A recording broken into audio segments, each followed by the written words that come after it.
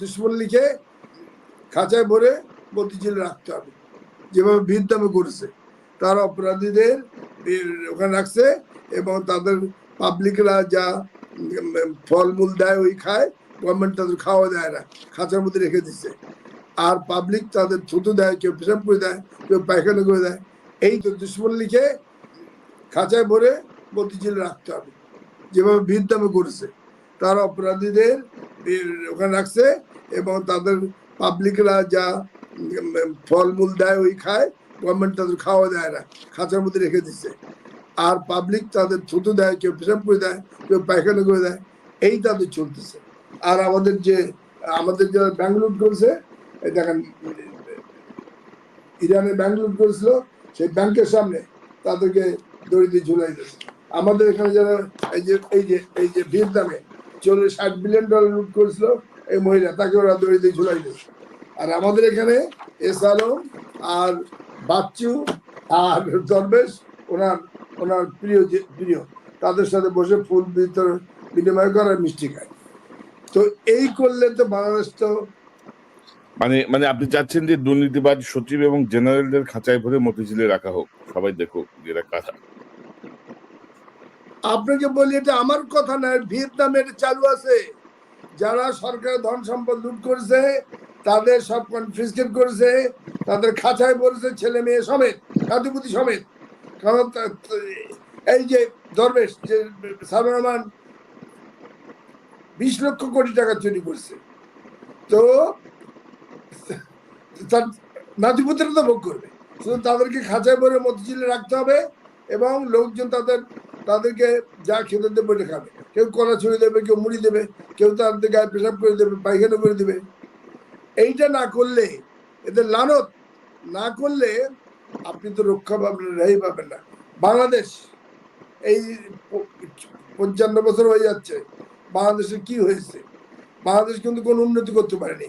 আর Vietnam আমাদের 4 বছর পর স্বাধীনতা পেয়ে এখন আপ 7 আমাদের কত উপরে চলে গেছে। কিন্তু আপনি বাংলাদেশে ওই বিষয়ে একটু বলি, ওই বিষয়ে আমার একটু ভিয়েতনামের প্রতিমন্ত্রীর সাথে কথা হয়েছিল, ছবিটা ভাই প্রতিমন্ত্রীর সাথে কথা হয়েছিল। সে আমাকে বলল, সেটা খুব গুরুত্বপূর্ণ কথা। আমার মনে হয় না যে আপনার অন্য কোনো টিভিতে আমি এটা বলেছি, আপনাকে বলি। সে বলছে, তুমি এত বড় মুক্তিযুদ্ধ বলে বই লেখো বড় বড়, আমরা একটা বিরাট বই দিছো, এত বড় মুক্তিযোদ্ধা, তো মুক্তিযুদ্ধ তো তোমাদের জীবনে তো ইমপ্লিমেন্ট করো নাই, মুক্তিযুদ্ধ তোমাদের জীবনে তো বাস্তবায়িত করো নাই।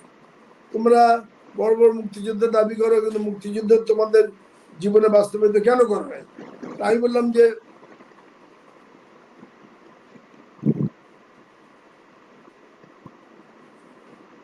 কি বাস্তবায়িত করার কথা বলতেছে? সাহেব শোনেন, এইটা বলে আজকে আমাদের আলোচনা শেষ করি। উনি বললেন যে তোমার একটা দেশেই তো মুক্তিযুদ্ধ করো নাই। আমরা ভিয়েতনামে মুক্তিযুদ্ধ করেছি, আলজেরিয়ায় করেছে, সাউথ আফ্রিকায় করেছে, কিউবায় করেছে, ওই রোডিশিয়ায় করেছে, রোডিশিয়ার এখন নাম কে নিয়ে। তোমরা তো একা মুক্তিযুদ্ধ, পৃথিবীর আরো দেশে মুক্তিযুদ্ধ করেছে, তা তোমরা নিচে পড়ে গেলে কেন? এত দুর্নীতিতে রাক্ষস কঙ্কররা তুমি বলছে খাবলে করে খেয়ে ফেলতেছে, তোমাদের ইকোনমি $1 বিলিয়ন বিদেশে পাচার হয়ে, এটা কেন হলো? তাই বললাম যেটা আমাদের রুলাররা বারবার ব্যর্থ। আমি বললাম আমাদের রুলাররা বারবার ব্যর্থ।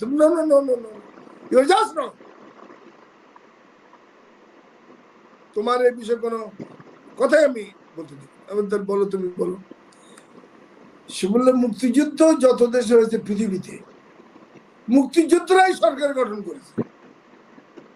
কিউবায় ফিদেল কাস্ট্রো করেছে, সাউথ আফ্রিকায় নেলসন ম্যান্ডেলা করেছে, আলজেরিয়ায় বেন বেল্লা করেছে, আমাদের এখানে হো চি মিন তার ডেপুটিরা করেছে। তোমার বাংলাদেশে যারা গুলি ফোটায় নাই, সীমান্তে কোনোদিন এই যে দেখো নাই মুক্তিযোদ্ধারা কিভাবে মারা যাচ্ছে, তারা এসে রাজা বাদশাহ হয়ে গেল, তোমরা তাদেরকে স্যালুট দিয়ে বাইরে। তোমরা যারা মুক্তিযুদ্ধ করেছো, গভর্নমেন্ট করবে, তোমরা সেটা করোনি কেন? যারা করে নাই কোন মুক্তিযুদ্ধ, তাদেরকে তোমরা তাদের হাতে বাংলাদেশ দিয়ে দিছো, তো বাংলাদেশ তো বারবার পড়ে যাচ্ছে গর্তের মধ্যে। এই জায়গাটা আপনাকে বলি, আমাকে 3 জন এটা বলেছিলেন। এক হলো খাদম হোসেন স্যার, দুই হলো মঞ্জুর স্যার, 3 হলো বেঁচে আছে এই একে খন্দকার স্যার। এটা মুক্তিযুদ্ধের পরপর ইমিডিয়েট পরপর যখন শফিউল্লাহ চিফ আর জিয়াউর রহমান স্যার কুমিল্লা সিও, তখন কুমিল্লায় একটা ঘটনা ঘটে। কুমিল্লা কাণ্ড, কর্নেল আকবর ওখানে আওয়াজ তোলে যে যারা মুক্তিযুদ্ধ করেছে তাদেরকে গভর্নমেন্ট করতে হবে, তারা গভর্নমেন্ট। এইটা যখন বঙ্গবন্ধুর কানে এলো তখন সব সেন্ট্রাল কমান্ডার ডাক হলো। এই এই বিষয়টা আমাকে এই 3 জন সেন্ট্রাল কমান্ডার বলছে, সেই জন্য আমি বলছি।